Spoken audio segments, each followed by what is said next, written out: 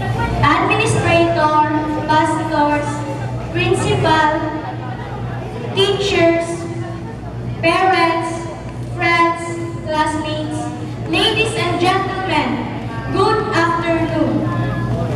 We are here today to move forward for a new beginning as we end our first step of struggle.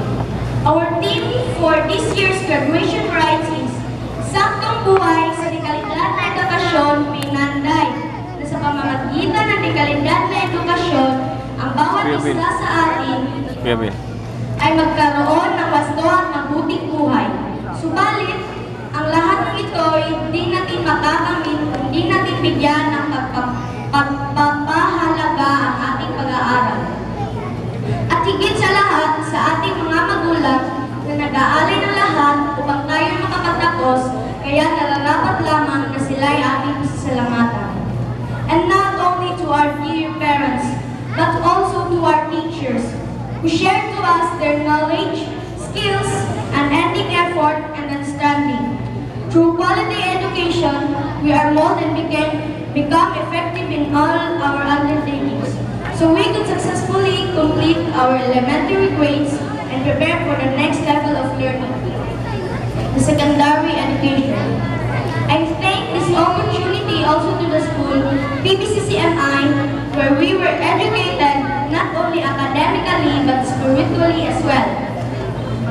We are fortunate to have been schooled in a place where our Lord was loved and welcomed, has made all the differences. My fellow graduates, we are here today with great pride because we will now receive the reward of our sacrifices. This is not the end of our endeavor, but this is the beginning, because as we continue to build a better life, great challenges will come in our lives. To our parents, we are very much proud of you, and we love you. To our dear teachers who build us to be responsible individuals, thank you for everything.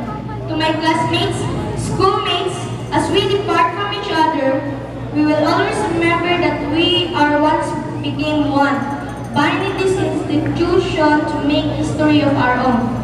To our dear alma mater, as you step down, slowly walk away from your shadow, we promise that when we come back, you'll be proud of us as we bring the meaning of success. We will always remember and give our greatest thanks to our Almighty God, who give us life, talents, knowledge, in order to make and build an honest, God-fearing nation in the future.